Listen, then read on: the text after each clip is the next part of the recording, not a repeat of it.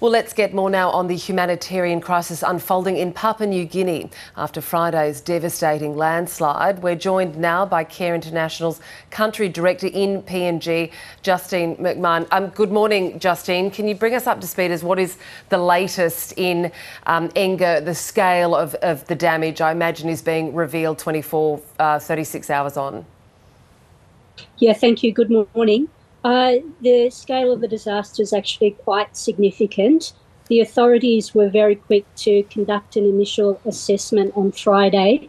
They believe that at least 60 houses have been buried under the dirt. That's between 6 to 8 metres deep. However, the whole it's 200 kilometres wide. They believe. So they expect that the casualties will rise.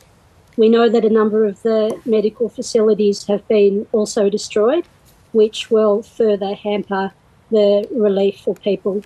So what is actually happening there now with respect to aid? Firstly, getting there, because we know that there was some of the roads were blocked there. And what is the aid focusing on right now? The immediate needs at the moment are food, water, shelter. Also to try and move the survivors to more stable ground. That's currently being led by the PNG Defence Force. And you mentioned before that there were 60 homes that have been buried. I had also read reports that the population of the village had swelled to around 4,000 because there were some other villagers had moved into the area. I'm not sure if this is verified, but because of some tribal issues. So is there a concern that estimation of 100 casualties so far might rise?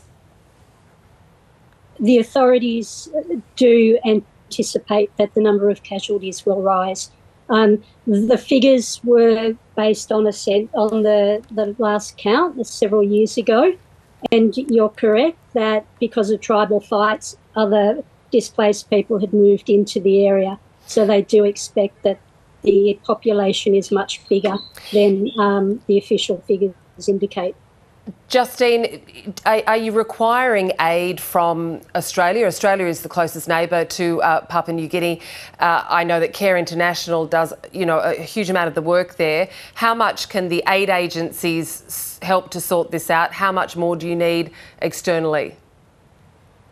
Look, I think the scale of this disaster is quite immense, and so it is going to be a coordinated effort. Definitely the government agencies will play an important role, but international aid groups like CARE will also play a really pivotal role. We, in the first instance, will provide food and water, but we expect that the ongoing recovery effort will definitely include something much greater. The Australian government has been very proactive and they're already providing assistance. How, those people who are needing medical attention, how are they receiving that? What sort of distances do they need to travel to receive the adequate care? Because we know that the village is 600 to 800 kilometres northwest of Port Moresby. There are health facilities in the area, although, as I mentioned, some have been destroyed.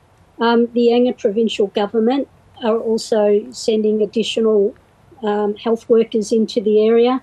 The World Health Organization is mobilising. So there will be some support, but it's such a spread out area that I think it will be quite a challenging situation. And Justine, what are the weather conditions like there at the moment? Enga is quite high up, so it's normally it's quite cold and rainy with a lot of fog. Where I'm in the highlands as well. It's a beautiful morning here, but, I think in Enga, it's quite unpredictable weather up there. Which can only compound this complex issue and devastating issue. Justine McMahon, Care International's Country Director in PNG, thank you very much for your time. Thank you.